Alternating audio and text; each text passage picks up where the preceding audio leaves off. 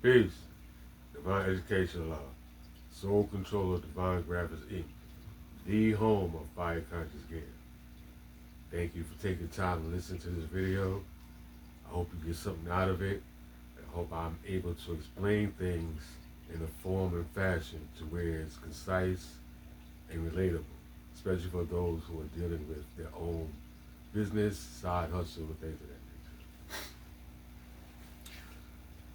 Recently, I've been seeing a few posts out here in the interwebs and medias of the socials where people are talking about small businesses or those claiming to be black-owned businesses, and yet the infrastructure isn't there as far as black-owned. If you do your history back after quote-unquote slavery was abolished, there were black businesses. There were infrastructures created by blacks. There were growth and development by black and brown people in the wilderness of North America. But, once again, looking at history, Tulsa, Oklahoma tells us what happens when black business and black infrastructure flourishes in the wilderness of North America under the rule of the Caucasian. Now, don't get me wrong. Myself and my thinking, there is no such thing as white supremacy, white superiority. That is non-existent. Why?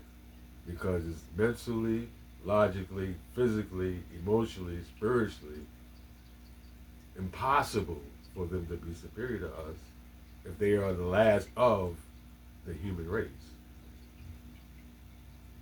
They were just given the tools necessary to beat us and keep us down and marginalized to the point to where most of black and brown America and pretty much everywhere else on the planet, the melanated people are subjected to Caucasian rule, whether it's European, quote unquote French, or wherever they came from. They're not melanated, but yet they're controlling the populations of the planet Earth. It's not a forever thing. They just have it on lock right now. And they're losing that if you pay attention to what's going on in the political arena. But besides that, once those places of our growth and development were destroyed, they were destroyed for the simple fact of we was doing it on our own and we didn't need nobody's assistance or help. We had the capabilities. We still have the capabilities. But fear, the greatest tool ever utilized by the devil, along with religion, has made us complacent to want to wait until we reach those pearly gates. Them pearly gates is right here. That fire and brimstone, that shit is right here too. All that shit is in here. The same mentality that caused you to be righteous and upstanding, you got that same mentality to be devilish and do harm. It's up to you. They chose to do that because that is in their manufacturing process. The best of them that could have been was stripped away when they was made. But that's another story. Going back to the infrastructure and this thinking of there's no such thing as black business because We don't own anything. We don't own any infrastructure, this, that, and the third. It comes from the mind, right? So if my mind decides, yo, Divine, you know what? You got a skill set to where you can create clothing, and you can create not only clothing, but clothing with a positive message that'll cause conversation, open-mindedness, free thinking, yada, yada, yada. That started here. That didn't start outside of me. That started inside of me. So I brought that to life. I made knowledge born about that. Now, what do I do now that I have this idea and I want to implement it? Well, I have to do my studying and my research to find out where I can go to get the proponents needed in order to make this happen. That I did.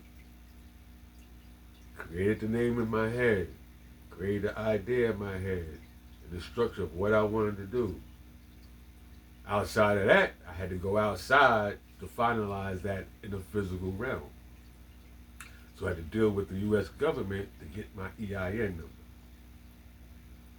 Had to deal with the physical government in order to legalize my name, my business in the state of New York and all that. So now I have to make an LLC.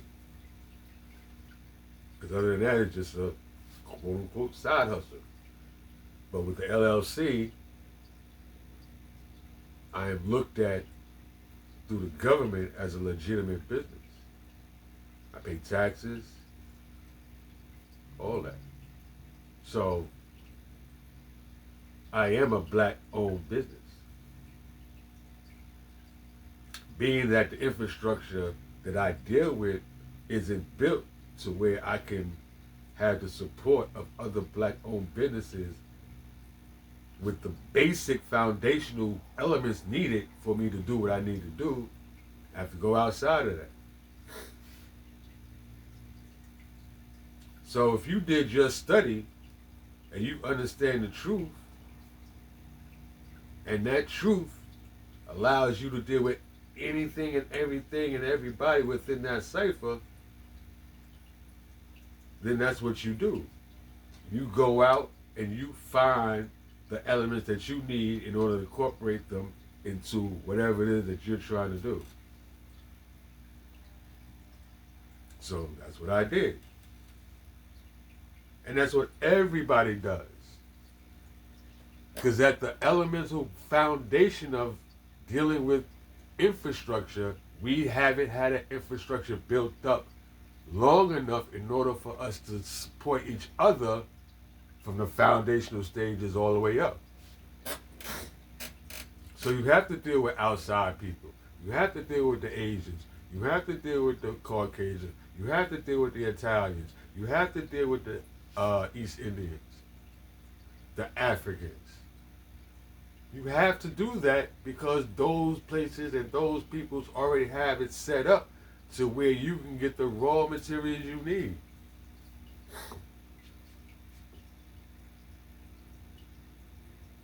One of the main reasons why you'll hear the argument about black businesses failing in our own communities is for one thing.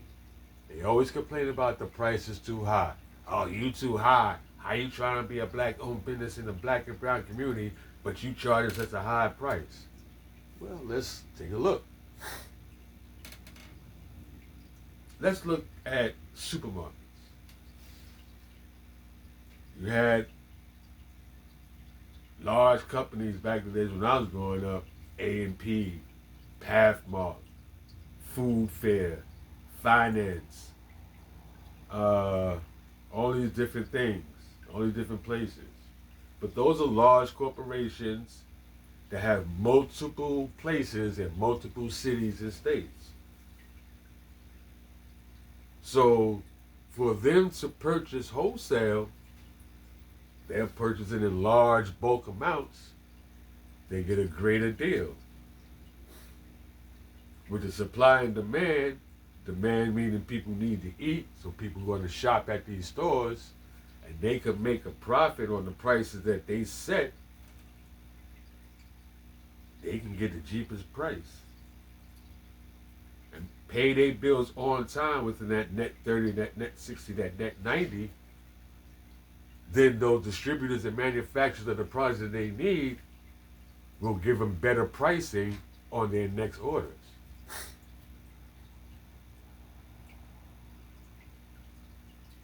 Here I am with my business in my home where I don't have room for cases and cases and cases of shirts and hoodies and denim coats and jackets and hats and all that. I don't have the room for that.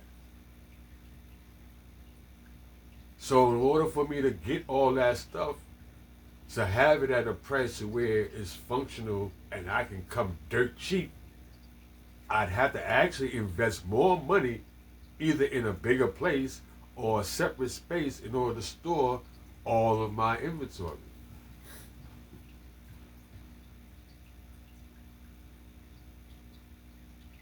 So if I open up the store, my own supermarket, I don't have the longevity or the track record or the spending habits of these already self-based companies and corporations dealing with the distributors and the manufacturers. I'm brand new at this. So these companies have to learn to trust me and watch me grow because their bottom line is to make a profit. And if they're trying to sell to me, they're going to sell to me at a price where they still make money, but I have to be able to buy that product so that I can still make money. If I can't buy that product at a price where I can make a profit, I'm overpaying. I'm losing money before I even start.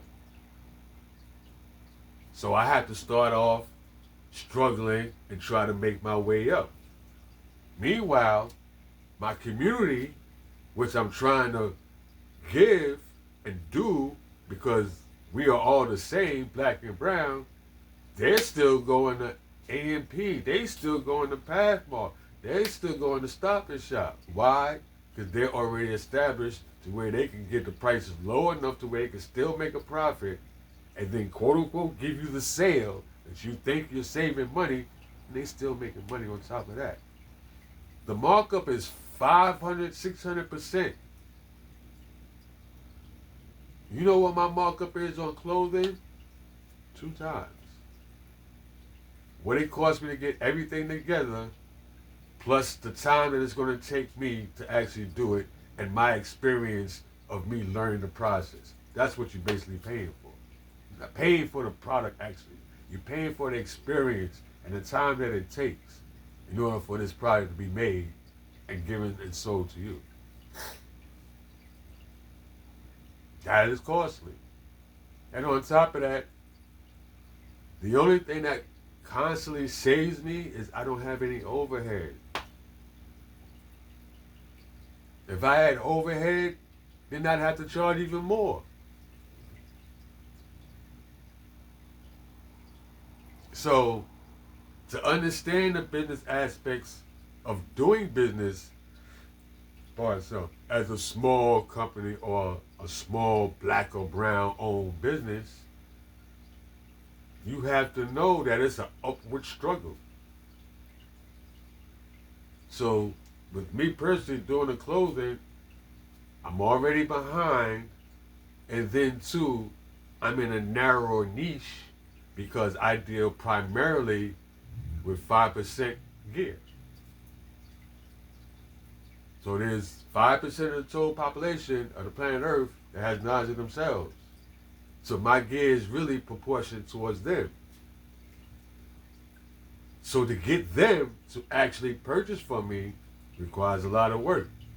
Requires a lot of posting, a lot of wearing my own gear outside, a lot of ads, things of that nature, word of mouth, a couple deals here and there, giving out free merchandise to draw my constituents and my brothers and sisters in to where they can see, oh, we got our own brother here doing this for us, let's support him. And you would think within a nation of people who teach about doing for self and group economics and things of this nature that I would be bigger than I am. But it's not that way. Because life be life. Reality is everybody don't have a dollar to support somebody's business. Most people only have a dollar to give for things that they need: food, clothing, shelter. My clothing, though a necessity, isn't viewed as a necessity because of the niche market. It has a message, things of that nature. It's not just like regular clothing, which I don't really see the difference, but this is from the viewpoint of other people. So, in order for me to be able to compete, I have to have the support of my clients and the people that I want to have come in and become my clients, become part of the family. It's a hard job. It's a thankless job. You know how many responses I get on the medias of social with the emojis and the likes and the comments? That's dope, that's fire, blah, blah, blah, blah, this and the third. That's great. A lot of shares, a lot of reviews, a lot of retweets, reposts, things of that nature. That doesn't change into currency. That just gives me more exposure. That doesn't hit the bottom line. That doesn't help me pay my bills, my electricity, my rent. Doesn't put food on the table. Doesn't put more clothes on my back or anybody else's back that purchases from me. It's nice because it spreads the message. That I'm most appreciative of, because without the socials of the media, there's a lot of people I would have never come across without having to do the extra leg work and actually traveling out like we used to do back in the days. Now you just get online, show your wares, comes across somebody's screen, they like it, they purchase. So for that, I'm thankful. But the fact of that we're not quote unquote black or brown owned businesses, that's bullshit. I'm a black owned business. I just have to do trading with everybody outside of the black owned and the blackness and the brownness. Why? Because we don't have the infrastructure up in order to be able to do for ourselves. We once had it back in the days of Tulsa, Oklahoma, and places like that. But we know and understand from history what happened when we was up on our own. They destroyed it. They burned it. Places like Philadelphia, they bombed it.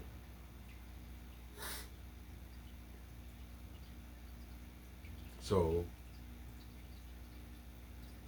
does that mean that there is no such thing as black-owned business, brown-owned business, melanated people's businesses, indigenous people's businesses, original people's businesses? No. We're here, we're flourishing, we're making it happen. What we need is your support. What we need is those people who talking about we're not black owned because we deal with other people, realize that in order for you to do barter and trade amongst the people, the human fans of the planet Earth, you're going to do that more so with people outside of your own race, your own ethnicity. I don't hear complaints from other races having to do business with other races. I don't hear that complaint. And the main reason why is because they're able to do self-sufficient business amongst themselves. So when they do step out, those bridges has already been built when they was automatically working and bartering and trading amongst each other until each was strong enough to be able to do it on their own where they didn't have to do it on a regular basis. They was able to build up their own infrastructures and create and grow. But they still barter and trade amongst each other. But it's just that everybody's money is now everybody's money. The Asian's money is the Asian's money. The Indian's money is the Indian's money. The U.S. money is the U.S. money.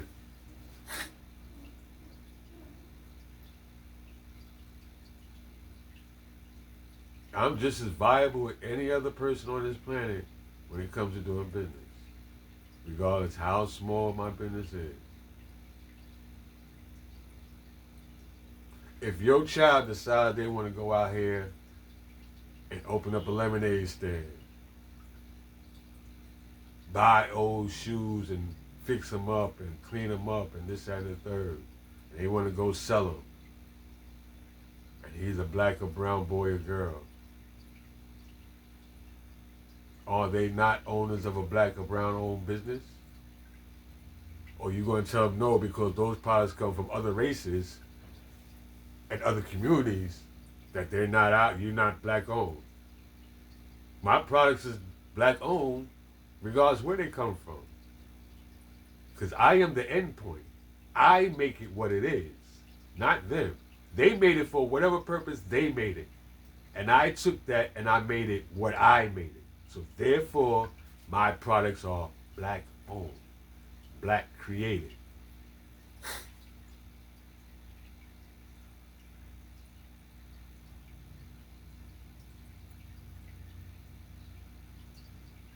Build up the black infrastructure. Build up the brown infrastructure. That way we won't have to go purchase outside and we can keep the money inside our own communities longer. Don't have the argument that we're not black owned because we spending our money outside. Where am I going to spend my money at? I can't spend it with you. You're not making nothing. You have an idea on how to get it started, as we all do. But ain't none of us over here knitting and sewing and creating materials out of fresh organic properties such as cottons and linens and silks. We're not taking silkworms and creating silken sheets and shit like that. We're not weaving cotton plants and creating cotton shirts.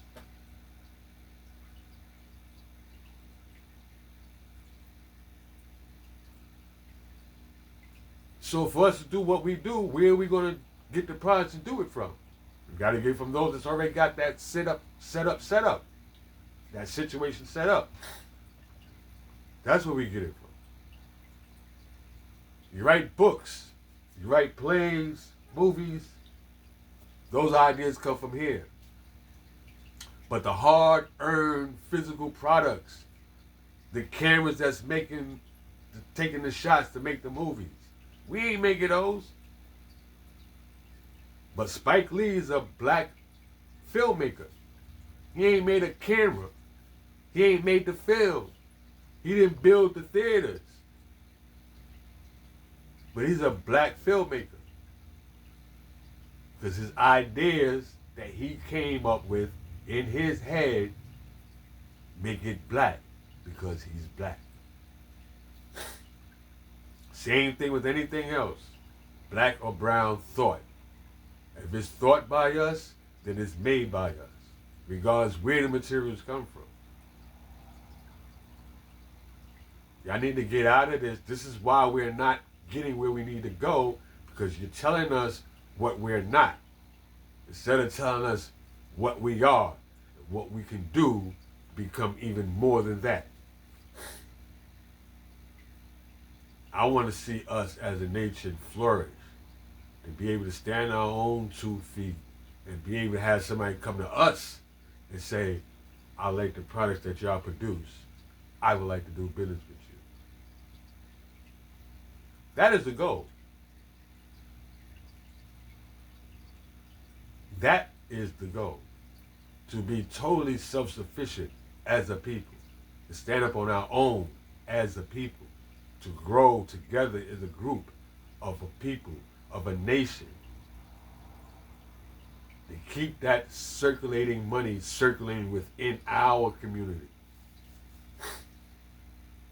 We circulate that money in our community longer, we can build the infrastructure that we need for anything that it is that we want to do. Or we can take over the infrastructure that's already set up, which will save us a lot of time, and a lot of extra money. Excuse me.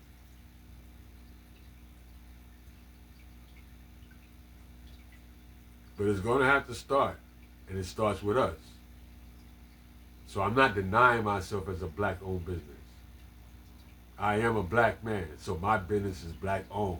I own it. I pay the taxes on it. If I lose this, then I'm not a black-owned business because somebody done took it from me or bought me out.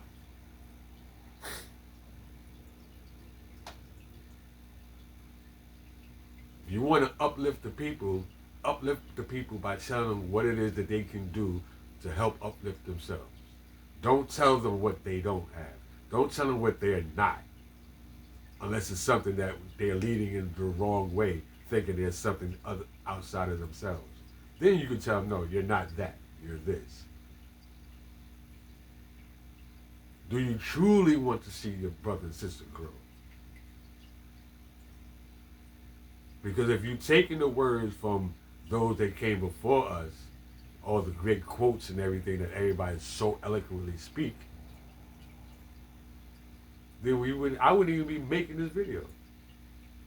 Because we all be on the same thinking page as those people that we taking these quotes and eloquent thoughts of, and we speak them like we came up with it. Which is why I don't do the Allah said this, Allah said that. I know what he said based upon what my educator told me, yes. But I never met that man. So I have to go with my own thinking. And I add my thinking to what the thoughts that were previous to me, and I see where they line up at. If my way of thinking aligns with Allah's way of thinking, then I'm on the right path. If it doesn't, I gotta scrap that, do my homework, do some more research, and come back again. But from the knowledge that I learned, he said get a job, get an education, get a skill or a trade, so you can be what?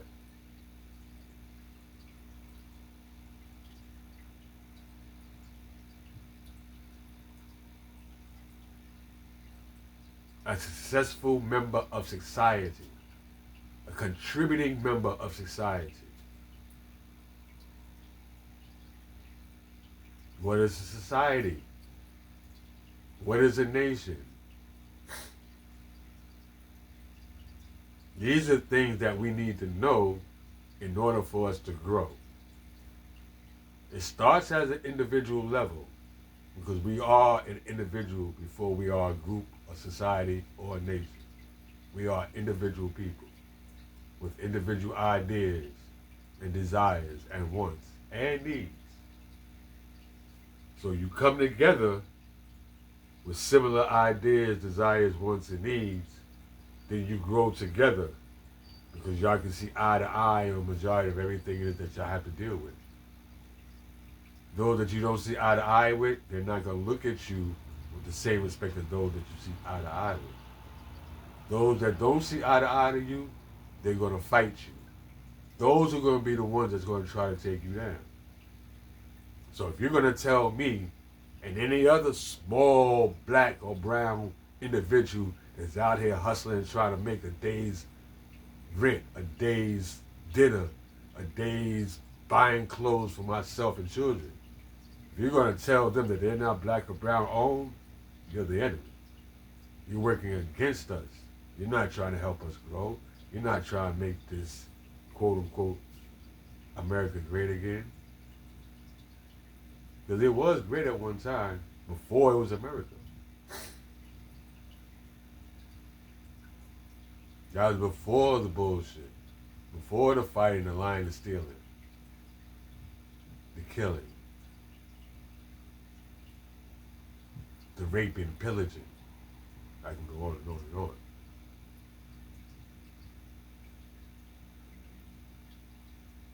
The same way the devil sat around and did the 35 to 50 years to study you before he came to take you from wherever you was at, we studied ourselves longer than that.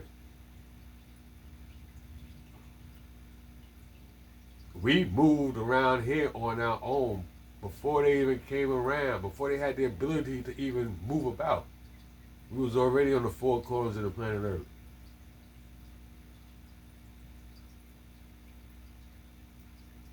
So I don't want to hear none of this, you're not this, you're not that.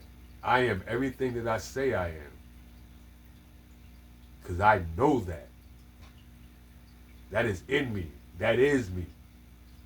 So to deny me that means that you don't have my best interests. To say I'm not a black-owned business means that you're against me as a black man. And I don't care if you're black, brown, purple, green, yellow. If you're against me doing what I do in this positive, righteous manner, you're my enemy.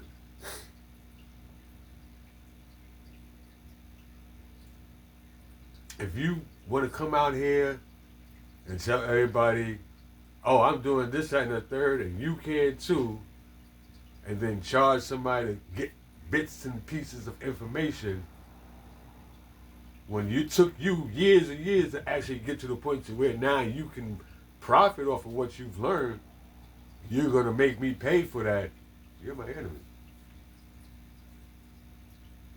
I get free game. What I learned, I take from what I was taught from other people that came before me in this industry and my own personal experience.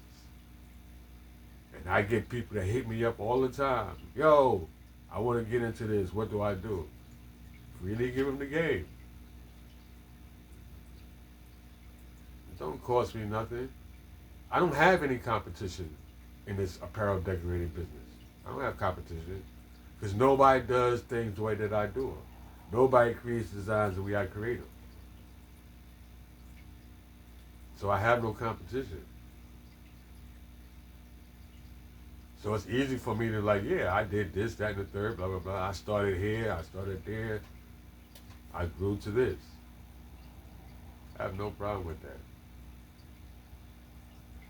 I had a brother on here the other day asking me, what should I do as far as doing DTF? Should I get a machine or should I outsource? And he's like, he wants to do the machine. He wants to print his own prints. So I'm like, yeah. It's expensive. Just the machine alone by itself is expensive. You're going to pay a couple grand just for the machine. But then you need to buy film. You need to buy ink. You need to buy the powder. You need to get the oven. It's a lot of things that you got to add on to that. And that is just the production aspect of it. Then on top of that, if you don't have it, now you need a heat press. Oh, and you need a printer to print the actual design. There's a lot. So it's not a cheap thing to get into.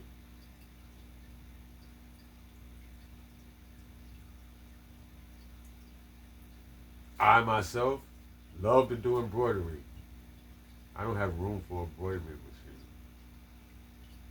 So what I do, I outsource. I outsource my embroidery. I don't have a DTF printer, so I outsource my DTF printer. But I can get it at a wholesale price in bulk to where I can get multiples and then I can sell it at the price that I already have it structured at and make money and not rape and pillage you. There's a lot of things that I could sell for higher. Look at all the European brands, the Couture, the Faux. Those prices is based upon what you think this shit is worth.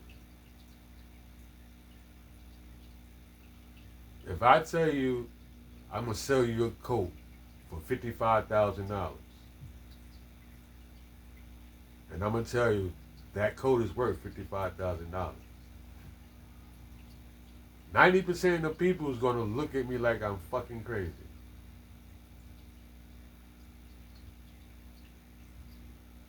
5% of that's left is gonna look at me like that shit is fire.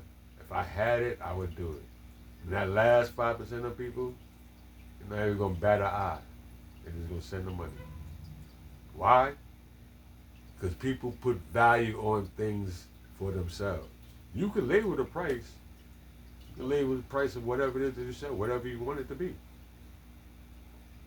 Somebody that's going to purchase it is going to put the value to it.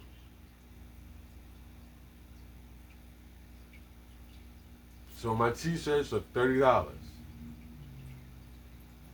Could I get more? Sure. I can even get with a higher grade t-shirt material and charge more. Would it be worth it? Absolutely. But it's only worth it to those that's willing to see the value in it. I have clients that have been dealing with me 5 years, 7 years, who still have merch from me that tell me on a regular basis, yo, I wear this shit all the time. This shit still stands up. The design still stands up. There's no cracking. There's no peeling. This and the third. Part of that is the quality. The other part of that is the taking care of the material. How you wash it. How you dry it. How do you store it?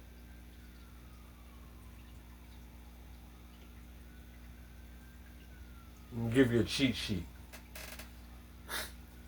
Anything that you buy from anybody, a graphic shirt, prime example. Say I sold you this shirt. How would you take care of it?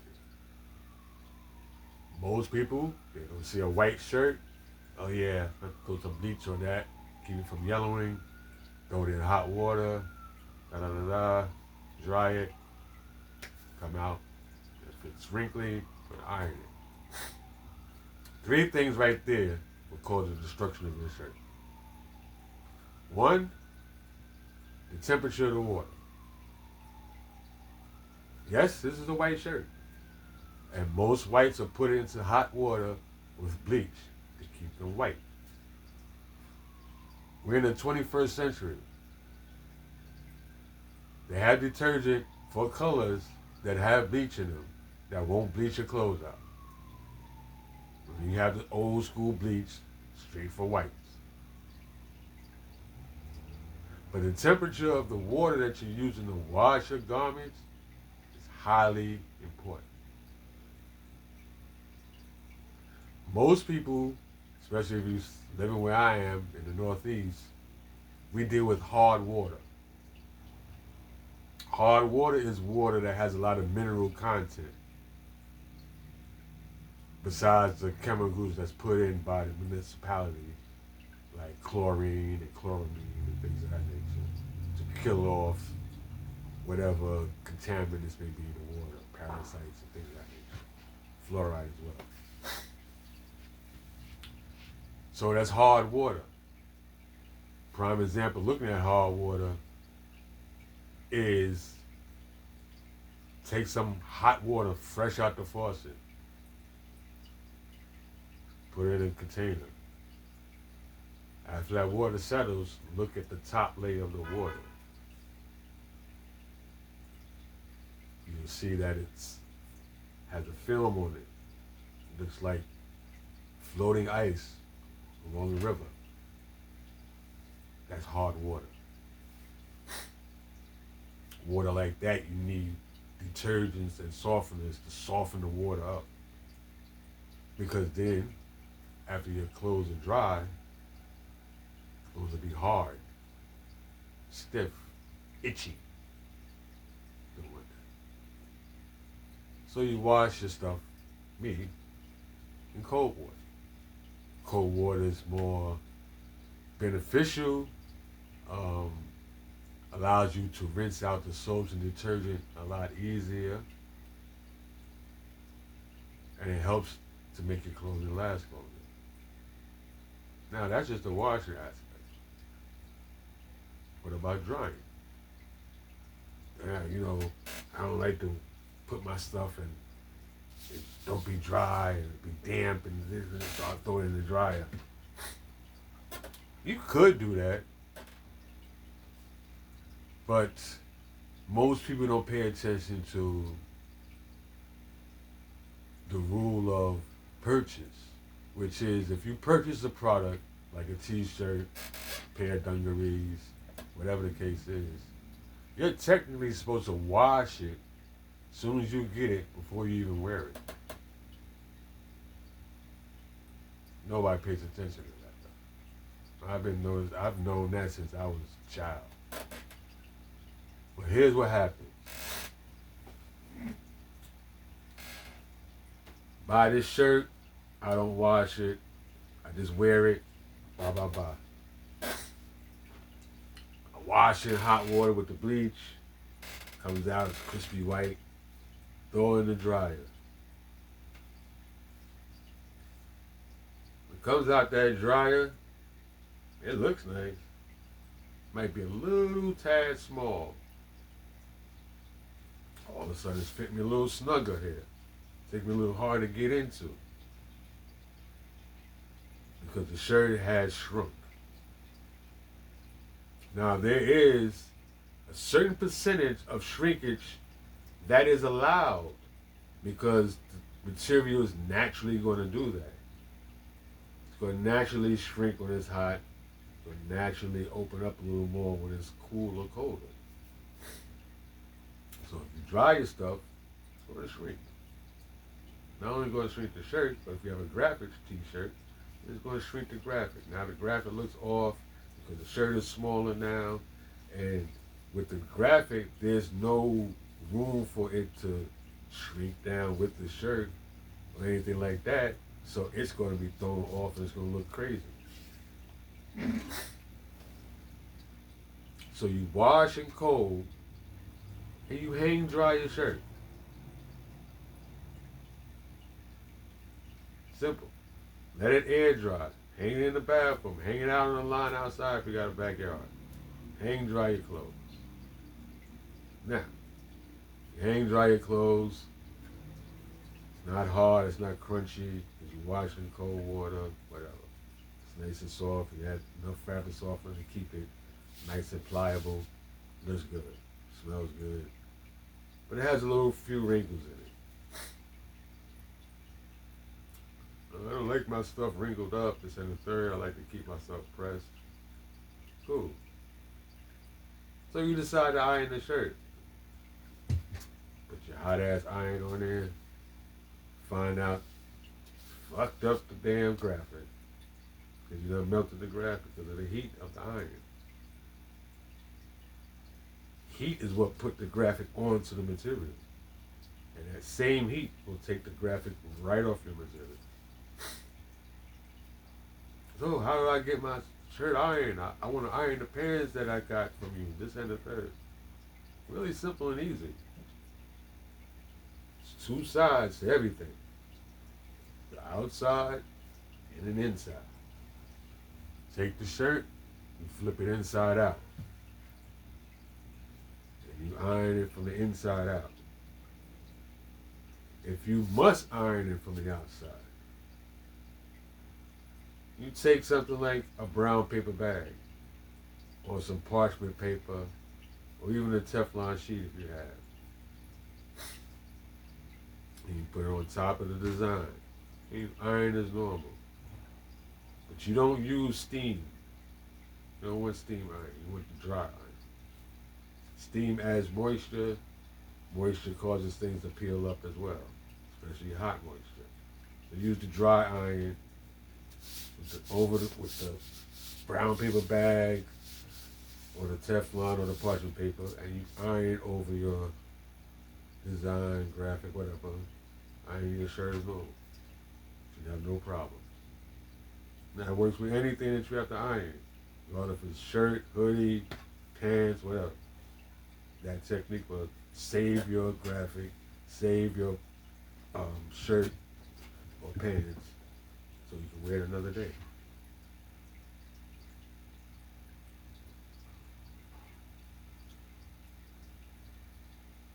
There's a lot of things that can be taught, and there's a lot of things that we all have to learn. But you have to want to uplift your brother and sister when you do this. See, we got what's called gatekeepers within every niche of society. When it comes to knowledge of anything, you're going to have those that want to keep all the secrets to themselves. Or tell limited people they fuck with only. 10%, basically. The knowledge is free. You pay for the ignorance of not taking heed to the knowledge that's given to you. You pay it forward when the knowledge that you took heed to benefits you. Therefore, you tell somebody else that may be going through a similar situation so that you can help them help themselves. That's what we do with knowledge. I don't give you knowledge. I present you the tools for you to grasp the knowledge that you need for whatever it is that you're trying to do. You take that information and data and process it into the knowledge that you have that you can make useful for yourself and others. So I would never tell anybody, you're not black owned, you're not brown owned, you're not original owned, none of that. I wouldn't do that. Because I know what it is. You've got to do better. Doesn't matter how much you know, how much of this shit you done had on cap. That's irrelevant. Because a baby will teach you something far more superior than anything that you can learn from somebody older. Because they got it fresh. They got it brand new. They're going to bring something to the table that you don't even know about.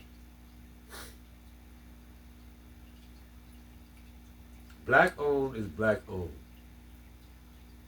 Simple, plain. Do we need an infrastructure? Absolutely. Can we build our own infrastructure? Absolutely. It's going to take time? Absolutely. But it can and will be done. So don't deny your brothers and sisters. Support your brothers and sisters. You see your brothers and sisters out there hustling, trying to get their money up, support them. If they on the medias of the social, repost their video, repost their posts, share it with people that you know. You might have just spoken to somebody that was looking for a particular product or item, and you come scrolling across social media, and you happen to see it. And oh shit, damn, he makes the same thing such and such was just talking about. You can take that information that you just got right there and share it with that individual. It's just that simple. Another thing, don't worry about quote unquote friends and family supporting you. What I've learned since 2018 doing this is the majority of the people that actually support me, I had no idea who the hell they were. I've built relationships since 2018 to now for meeting people, purchasing my garments. Yes, people that I've known, that I've actually opened up with and gave them stuff and they bought things here and there just to get me the exposure. But a lot of them didn't really support like that. And I used to always get frustrated about that. But then I learned from paying attention to my own particular algorithm on social media as well as my website. I got support from around the damn globe. People, word of mouth, seeing my stuff in different places. Yo, where did you get that? Oh, I got this from Divine Graphics Inc. Give them my information. Now they looking on the page and they buying stuff from me.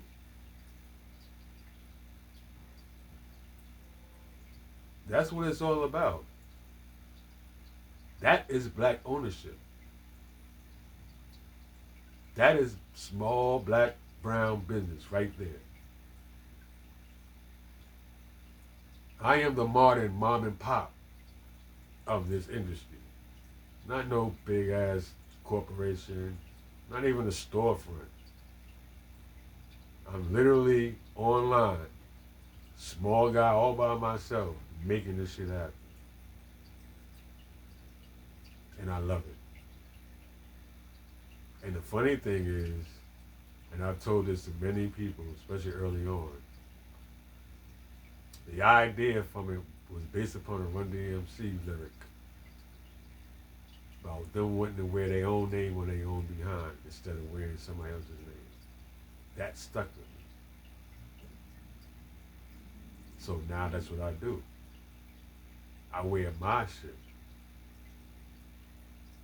When you see me wearing something outside, 9 times out of 10, it has an embellishment with me on it.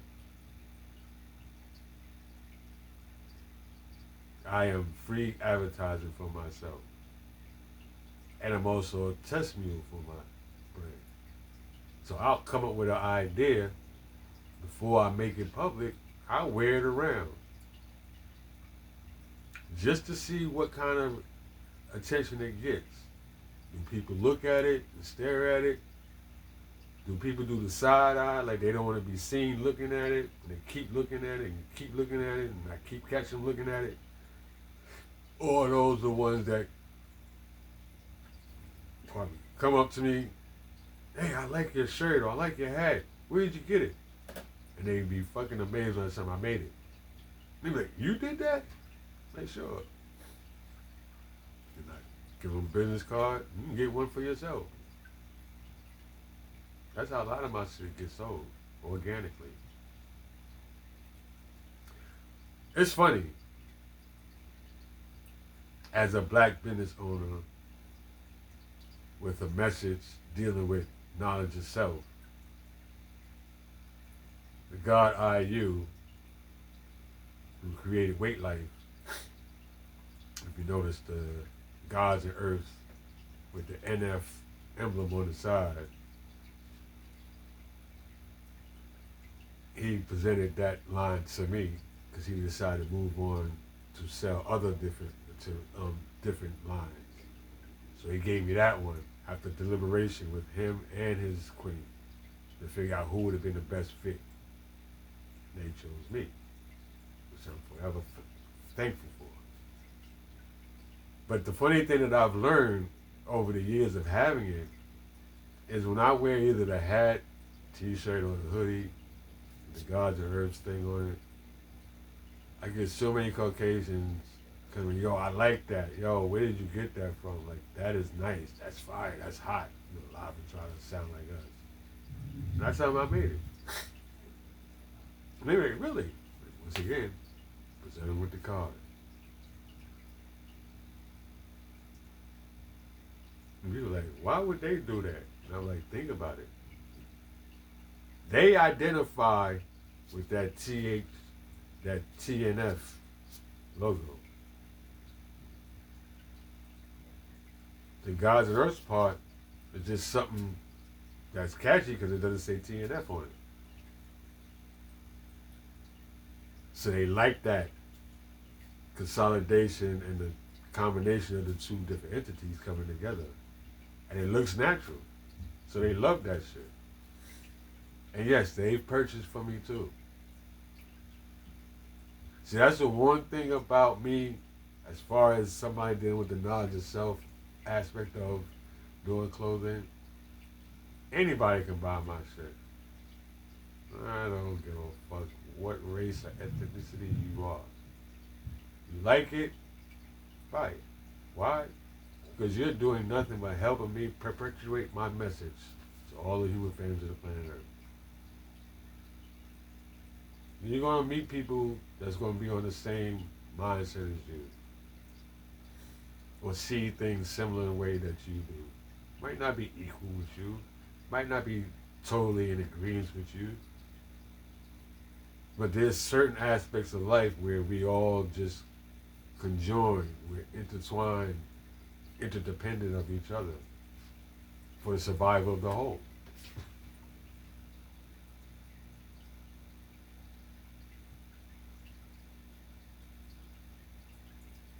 I will not be looked at anything less than a black-owned business owner. Because that's what I am. And nobody's going to deny me of that. So until we get an infrastructure of our own, or take over the infrastructure that's already existing, we're going to use the one that we got. Because that's all there is there. You create, you plant some cotton. You harvest that cotton. You mill that cotton. You create fabric with that cotton. You manufacture clothing out of that cotton. And you wholesale it.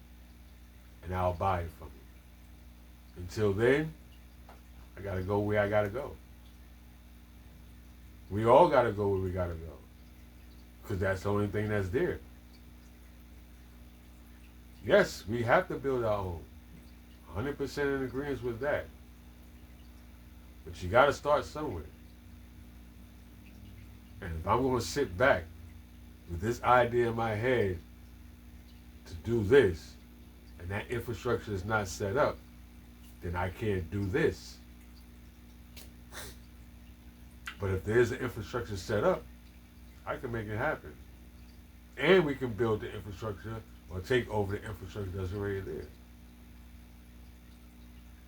But don't deny your brothers and sisters of being black owned. Never do that.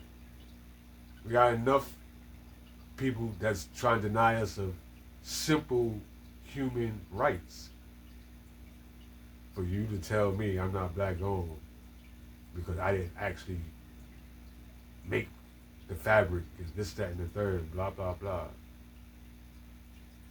Nonsense. We can go as far as we're not the Asiatic because of the rape and pillaging caused by the Caucasian. You're not pure-blooded anymore. Look at your timeline of your family history. How many people are there outside of the Asiatic black people that started it all are actually in your family? When I first got on social media, I got to Facebook. And the only reason I went on there was to look up my family name, which isn't a popular one. And when I hit that search button, so many motherfucking names popped up. And I was astonished. And I started scrolling. What astonished me more was I seen so many people with my last name that did not look like me.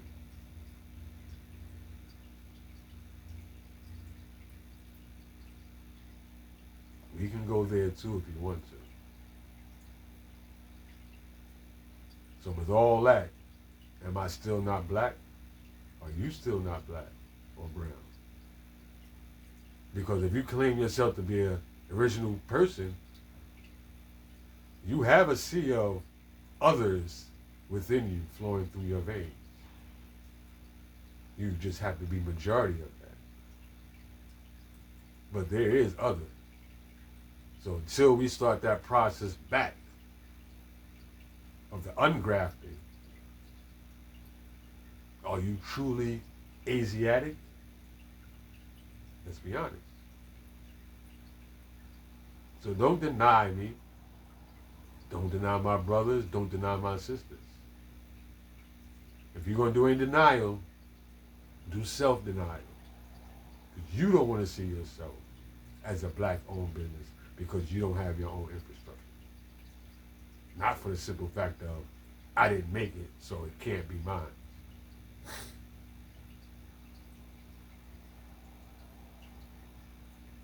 All the above is caused by who? Peace.